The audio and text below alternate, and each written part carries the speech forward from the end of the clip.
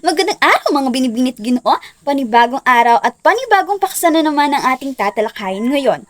Pero bago iyan, ay nais ko munang ipakilala ang aking sarili. Ako nga pala si Binibining Ana May Fernandez at kasama ko sa talakayang ito sina Binibining Giselle Lebaton at Ginoong Loie Saging. Ang ating paksang tatalakayin ngayon ay patungkol sa maikling kwento. Pero bago tayo magsimula sa ating formal na talakayan, ay narito muna ang ating mga layunin. Pagkatapos ng talakayan, ang mga mag-aaral ay inaasahang natutukoy ang mga elemento at mga uri ng maikling kwento, napapahalagahan ang akdang pampanitikang Filipino, lalong-lalo na ang maikling kwento sa pamamagitan ng pagbabahagi ng ideya at sariling pananaw sa klase, at nakasusulat ng sariling maikling kwento hinggil sa kasalukuyang pangyayari sa ating lipunan na may kalakip na tema tulad na lamang na pag-ibig, pakikipagsapalaran, madulang pangyayari at iba pa. Makakamtan lamang natin ang layuning ito kung bibigyan nyo kami ng pera. Hindi sa lapi, kundi P para sa pakikinig, E para sa enerhiya, R para sa respeto, A para sa aktibong partisipasyon. Maaasahan ba namin kayo na maging mayaman kami sa tagpong ito, class? Kung gayon, mabuti naman kung gayon. Ngayon ay dadako na tayo sa ating talakayan. Kung maririnig natin ang salitang maikling kwento, maaaring mawari natin na ito ay isang kwento na maiksi lamang. Yan ay tama naman. Pero alam niyo ba, ang maikling kwento ay nasilayan na bago pa man dumating ang mga Kastila dito sa ating bansa? Kumbaga, meron na tayong iba't ibang akdang pampanitikan kabilang narito ang maikling kwento. Bago pa man tayo sakupin ng mga dayuhan. Ano nga ba ang maikling kwento? Ang maikling kwento ay isang akdang pampanitikang likha ng ating guni-guni at bungang isip na hango sa isang tunay na pangyayari sa buhay. Ito ay bunga ng ating malikhaing pag-iisip at hango rin sa totoong buhay. At ito'y nababasa sa isang tagpuan, upuan at nakapupuka ng damdamin. Kasi ang maikling kwento ay maiksi lamang, kaya madalas natatapos lamang ito sa iisang upuan. At mayroon ding isang tagpuan kaya hindi nakakalito at mayroon ding lugar at panahon na pinangyarihan ng isang kwento. At higit pa riyan ay nakakapukaw rin ito ng interes ng mga mambabasa. Hindi lang nakakaaliw, kundi kapupulutan din ng aral. At ang maikling kwento rin ay may kapayakan at kakaunting mga tauhan, sapagkat kaunti lang din ang tagpuan nito at ng mismong kwento. At yan ang kahulugan ng maikling kwento. Ngayon, tumako na tayo sa halimbawa, elemento ng maikling kwento at 5 bahagi ng banghay na tatalakayin ni Ginoong Saging. Magandang araw sa ating lahat. Ako nga po pala si Ginoong Loie Saging at ako ang magpapatuloy sa ating talakayan ngayong araw. Batid ko inyo ng naunawaan at naintindihan ang tinalakay ni Binibining Ana, kaya ngayon ay tadako na tayo sa halimbawa ng isang maikling kwento. At ang napili naming halimbawa ay ang Aguinaldo ng mga Mago na isinulat ni O. Henry, isinalin sa Pilipino ni Rufino Alejandro. Ito ang buod ng Aguinaldo ng mga Mago. Hindi malaman ni Delia ang ireregalo sa kanyang asawa na si Jim. Hindi rin niya alam kung anong mabibili niya sa kanyang perang piso at 87 sentimos. Kaya naman naisipan niyang ipagupit ang kanyang magandang buhok. Maganda at alon-alon ang kanyang buhok, kaya naman kapag ipinagbili niya ito ay siguradong maraming tatangkilik. Kaya napaiyak si Delia sa ginawang pagputol sa kanyang buhok. Ngunit napalitan naman ito ng ligaya nang matanggap niya ang 20 pesos na kabayaran. Ngayon ay maaari na siyang makabili ng regalo para sa kanyang asawa. Bumili siya ng kadenang platino para sa paboritong relo ng asawa. Matagal na kasi niya itong inaasam. Pagka-uwi ni Delia, naroon ang kanyang asawa na nakaabang na rin upang ibigay ang kanyang regalo. Gayunman, laking pagtataka ni Jim sa bagong itsura ng asawa. Wala nang mahabang buhok nito. Magagandang suklay pa naman ang regalo niya sa asawa na matagal na rin hiling nito. Ipinagbili pa ni Jim ng kanyang paboritong relo para mabili ang suklay. Nagulat din si Delia nang malamang wala na ang relo ng kanyang asawa. Hindi nila magagamit ang regalo nila para sa isa't isa. Kaya dito, napagtanto nila ng Pasko ay araw ng pagbibigayan, hindi lamang sa mga material na bagay kundi ang pagpapalitan ng pagmamahalan. At yun lamang po ang buod ng aginaldo ng mga bago. Kaya ngayon dadako tayo sa kasunod na parte. Ito ay ang elemento ng maikling kwento. Una, ang tauhan. Ang tauhan, ito ang mga tauhang nagsisaganap sa kwento. Sa tauhan din ang mga tauhan din ay ang mga bumubuo ng diwa sa larangan ng pagsulat ng kwento o isang pagtatanghal. Kapag walang tauhan, walang kaluluwa ang isang kwento o akda. Ang pangalawa naman ay ang tagpuan. Ang tagpuan, ito ay tumutukoy kung saan at kailan naganap ang kwento. Sa tagpuan din, ito ay ang puok o panahong pinangyarihan ng mga tagpo sa akda. Naglalarawan ito ng ginagalawan o kapaligiran ng mga tauhan.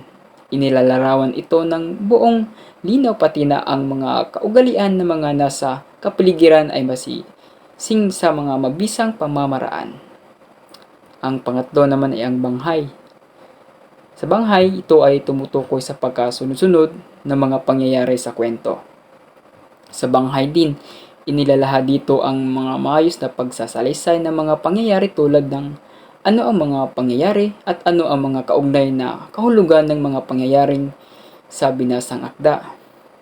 At yan ay dadako na naman tayo sa 5 bahagi ng banghay.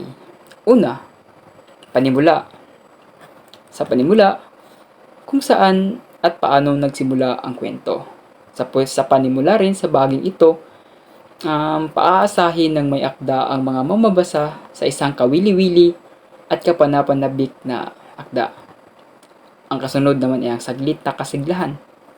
Ito ang panandaliang pagtanggap ng mga tauhan sa kwento.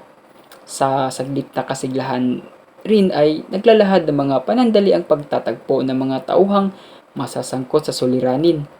Inahanda sa bahaging ito ang mga mambabasa sa pagkilala sa mga pagsubok na darating sa buhay ng mga tauhan.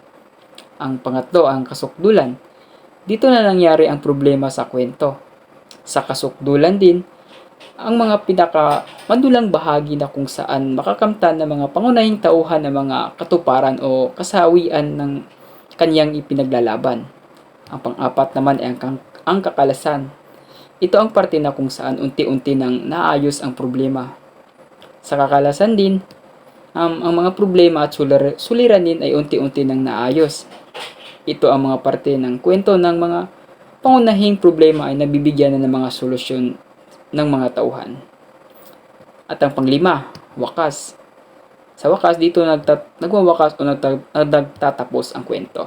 Sa wakas rin, ito ang kahuli-hulihang naganap sa kwento na naglalaman kung anong literal na mga nangyari sa bawat tauhan o katapusan ng isang kwento. Meron pa ba kayong mga katanungan? Kung wala na ay dadako na tayo sa sunod na parte na tatalakayin po ni Binibining Dibaton. Magandang araw sa lahat. Ako nga po pala si Jocelyn Dibaton at ngayon itatalakay ko ang mga uri ng maikling kwento. Una, kwento ng tauhan. Inilalarawan dito ang mga pangyayaring pangkaugalian ng mga tauhang nagsisiganap upang mabigyan ng kabuuan ang pag-unawa sa kanila ng isang mambabasa. Ang tauhan sa isang kwento ay ang mga karakter o persona na naglalarawan sa mga pangyayari sa kwento. Sila ang mga bumubuo ng plot at nagpapakilos ng kwento. Ang halimbawa nito ay si Harry Potter sa seryeng Harry Potter na siyang pangunahing tauhan na naglalakbay sa mundo ng mga wizard at lumalaban sa mga kaaway para sa kabutihan. Pangalawa, kwento ng katutubong kulay. Binibigyang diin dito ang kapaligiran at mga pananamit ng mga tauhan, ang uri ng kanilang pamumuhay at hanapbuhay ng mga tao sa nasabing lugar. Ito ay isang kwento na naglalarawan ng kultura, tradisyon at mga paniniwala ng isang partikular na grupo o komunidad. Ito ay madalas na nagpapakita ng kahalagahan ng pagpapahalaga sa sariling kultura at pagkakakilanlan. Pangatlo, kwentong bayan. Inilalahad dito ang mga kwentong pinag-uusapan sa kasalukuyan ng buong bayan. Ito ay nagtatampok ng mga karakter at pangyayari na may kultural na kahalagahan at naglalayong magbigay aral o magbigay diin sa mga moralidad. Ang halimbawa nito ay alamat ng pinya, alamat ng saging at marami pang iba. Pang-apat, kwento ng kababalagan. Dito pinag-uusapan ang mga salaysaying hindi kapani-paniwala. Ito ay karaniwang naglalaman ng mga elementong nakakatakot, misteryoso o kakaiba sa pang-araw-araw na karanasan ng tao. Halimbawa, manananggal. Ito raw ay isang nilalang na may kakayahang maghiwalay ang katawan at lumipad tuwing gabi. Panglima, kwento ng katatakutan. Naglalaman naman ito ng mga pangyayaring kasindak-sindak. Ito ang mga kwento na naglalaman ng nakakatakot, nakakapangilabot at nakakapangamba.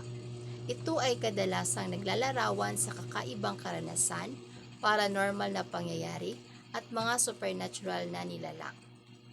Pang-anim, kwento ng madulang pangyayari. Binibigyang diin ang kapanapanabik at mahalagang pangyayari na nakapagpapaiba o nakapagbago sa tauhan. Ito ay naglalaman ng mga trahedya o hindi inaasahang pangyayari na nagdudulot ng malalaking pagbabago sa buhay ng mga tauhan. Ito ay isang masalimuot na sitwasyon, pagsubok at kahirapan na humantong sa pagbabago sa buhay ng isang tauhan. Pang-pito, kwento ng pakikipagsapalaran. Nasa balangkas ng pangyayari ang interes ng kwento ng pakikipagsapalaran.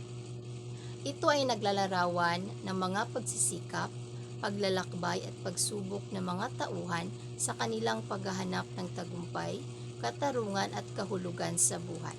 Halimbawa nito ay ang mga OFW na nagtatrabaho sa ibang bansa upang matustusan ang kanilang pang-araw-araw na pamumuhay.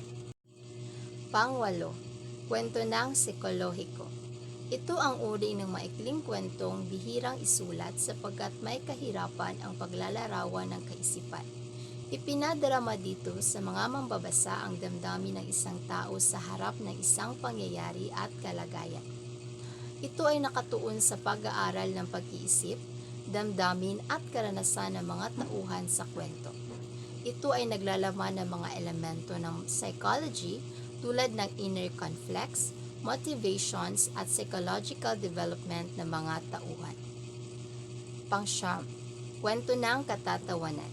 Ito ay nagbibigay aliw at nagpapasaya sa mambabasa. Ito ay karaniwang naglalaman ng mga nakakatawang pangyayari, mga witty na dialogo at mga komikong sitwasyon. At ang panghuli, kwento ng pag-ibig. Ito naman ay tungkol sa pag-iibigan ng dalawang tao. Ito ay tumatalakay sa iba't ibang aspeto ng pagmamahal, relasyon at emosyon ng pag-ibig. Halimbawa nito ay yung sa seryeng Romeo at Juliet, na sa kabila ng kanilang mga hadlang at pagtutol sa kanilang lipunan at pamilya, nagpasya ang dalawa na ipaglaban ang kanilang pagmamahalan kahit paman sa mga pagsubok na kanilang kinakaharap. Batid kong marami na kayong kaalaman tungkol sa aming paksa at ngayon dumako naman tayo sa inyong gawain. Panuto. Sa inyong papel, sumulat ng sariling maikling kwento ukol sa kasalukuyang pangyayari na kakikitaan ng tema tulad ng pag-ibig, pakikipagsapalaran, madulang pangyayari, katatawanan at marami pang iba. At narito ang pamantayan sa paggawa ng maikling kwento, nilalaman 30%, kaugnayan sa tema 25%, organisasyon 25%, mechanics 20%, sa kabuuan 100%. Dito na nagtatapos ang ating talakayan ngayon. Naway marami kayong natututunan sa paksang tinalakay namin. Muli, maraming salamat.